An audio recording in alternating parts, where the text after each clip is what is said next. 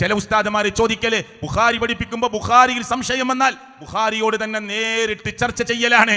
ആര്? ശംസുൽ ഉലമ, ഈ അടുത്ത കാലത്ത് ലോകത്തുനിന്ന് ഇവിടെ പറഞ്ഞ കേരളക്കാരനല്ലേ, അദ്ദേഹം ബുഖാരി എടുക്കുമ്പോൾ ദർസ് പഠിപ്പിക്കുമ്പോൾ സംശയം വന്നാൽ ബുഖാരിയോട് നേരിട്ട് ചർച്ച ചെയ്തിട്ട് ആ കുട്ടികളെ പഠിപ്പിക്കല്. ഞാൻ പറയല്ല, കേട്ടോളൂ. ഇന്ന് എന്നോട് ചില സമയത്തൊക്കെ പറഞ്ഞു, ഇന്ന് ബുഖാരി ഓതി കൊടുക്കാൻ വേണ്ടിയിട്ട് ഞാൻ ഒരു ഹദീസ് ഇങ്ങനെ അതിനെപ്പറ്റി ചില സംശയങ്ങൾ വന്നപ്പോൾ ഞാൻ അതിനെപ്പറ്റി മഹാനാവുന്ന ഇമാം ബുഖാരി തങ്ങളോട് ഞാൻ അതിനെപ്പറ്റി ചർച്ച ചെയ്യണമെന്നാണ് പറഞ്ഞത്.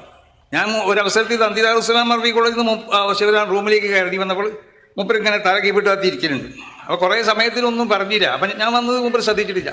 പിന്നെ ഞാൻ അവിടുന്ന് ചെറിയ നിലക്കൊന്ന് ശബ്ദിച്ചു. അപ്പോൾ ആരാണെന്ന് ചോദിച്ചപ്പോൾ ഞാനാണ് അവനോട് പറഞ്ഞു, ഞാൻ ഒരു ആലോചനയിലിരുന്നു, ഇന്ന് ഓതി കൊടുക്കാനുള്ള സ്ഥലത്ത് എനിക്ക് ചില സംശയങ്ങളൊക്കെ ഉണ്ടായി.